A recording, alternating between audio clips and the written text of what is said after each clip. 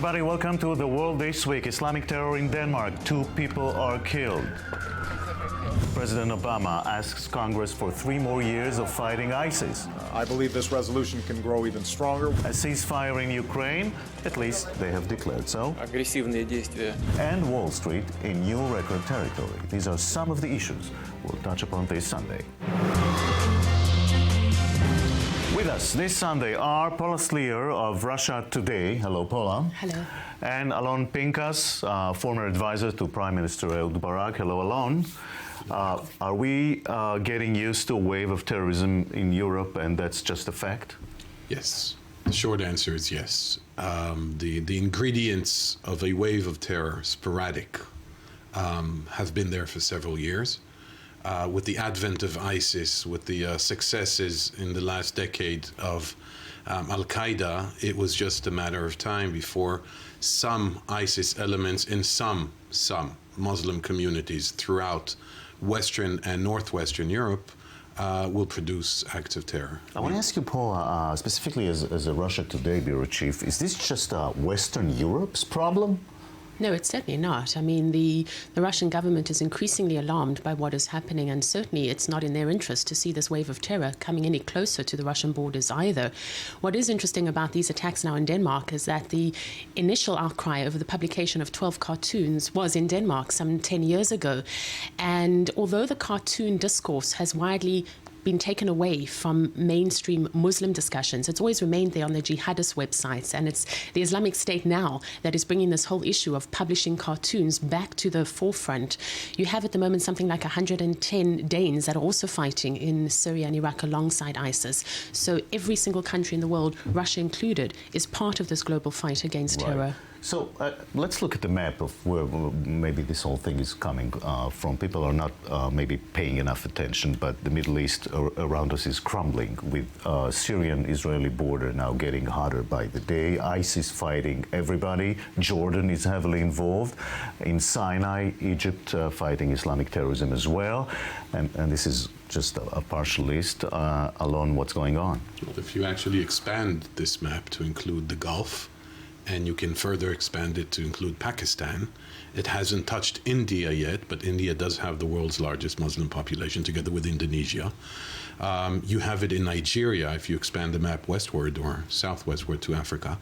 What you see is, I hate to use the term, but you see an almost civilizational confrontation. This doesn't bear, or should it reflect on the entire religion of Islam or the entire Muslim population of the world, but the fact of the matter is that 99% of it is Islamic terrorism and radicalism. President Obama is doing what?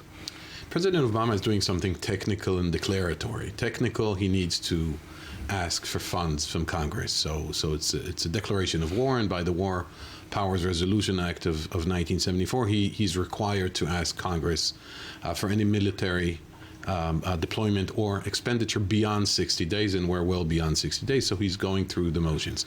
It's declaratory to say this is a priority, this is part of my 2-3 top things on my foreign policy list. I ask Congress to stand behind me because this is not a divisive issue, this is a unifying issue. Paula, if this is some sort of a world war, is this time for the world powers to unite and fight it? Well, that would be one solution, would be to see the world powers come together, but that's not going to happen. This is a very important stomping ground for world powers to make their mark.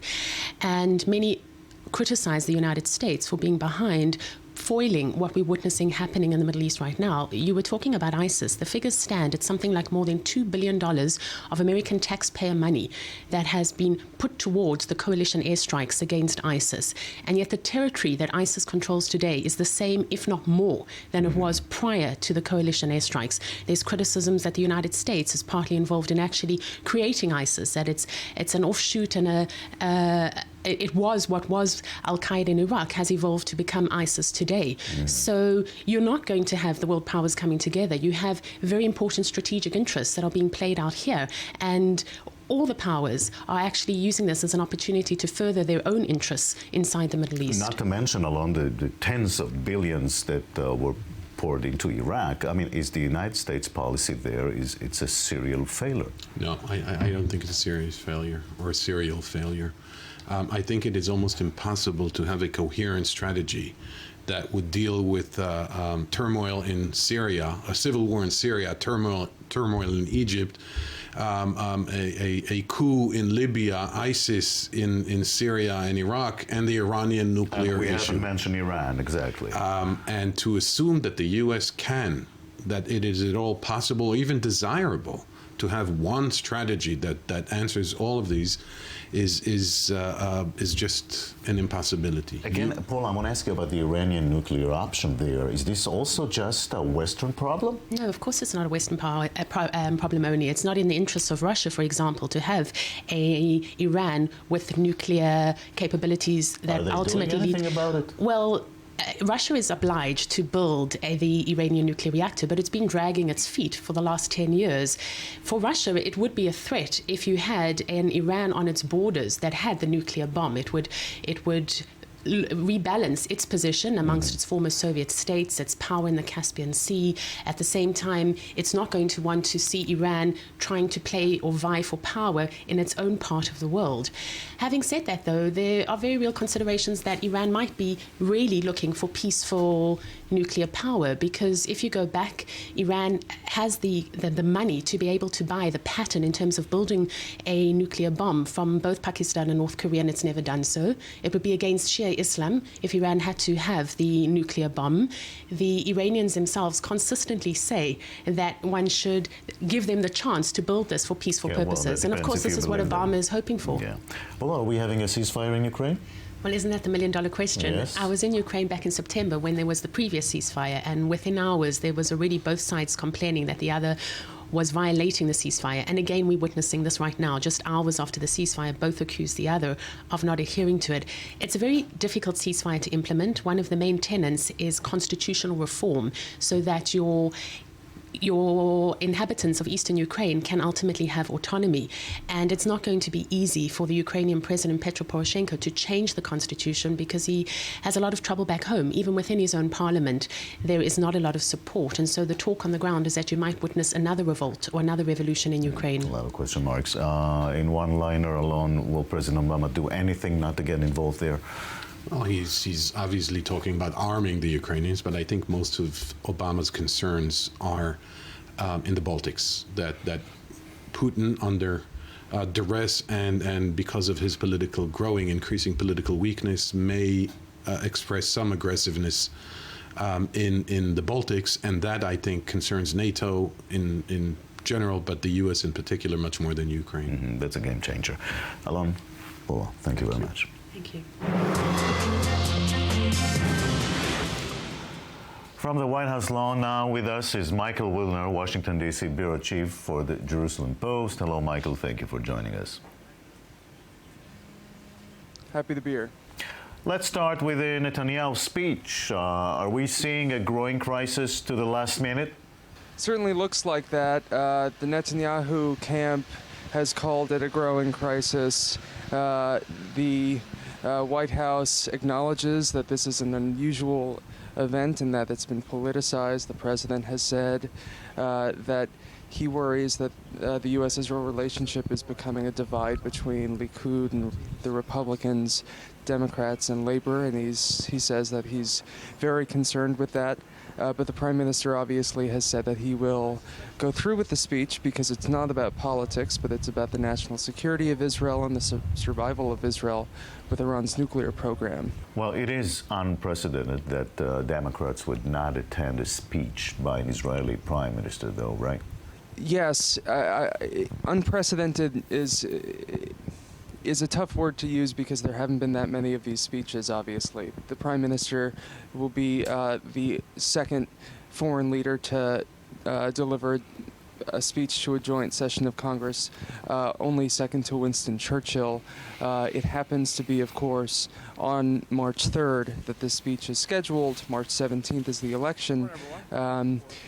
But it is a particularly unusual series of events, given the fact that, again, while March 17th is the election, you have this March 24th deadline on the Hill, and then you have a March 31st deadline in Vienna among world powers to seal a political framework agreement on the nuclear program. On the Hill, certainly, Democrats feel as if they've been put in a bind. They feel as if they have to buck their own president and a policy that their president has led for the past year and a half in negotiations with Iran. They want to support his negotiations. They want to support any agreement if it does turn out to be a good agreement at the end of the day. So the problem is the optics. During a speech like this, Democrats are going to have to stand and applaud, or they're going to have to sit and look passive on the prime minister, and those sorts of optics don't serve anybody. Right. As you know, officials on both sides keep saying that the relations between the two countries are fine. Are you still buying this? Well, privately, I have to say that's not what they're saying, at least to us. The White House and certainly folks in the State Department are in full acknowledgement that this is a very strained moment. Disagreement is an understatement as to what's about to happen. Keep in mind that over a year's worth of negotiations has led to a point with Iran where the United States is presenting Iran with a deal over its nuclear program that the Israelis consider to be unacceptable.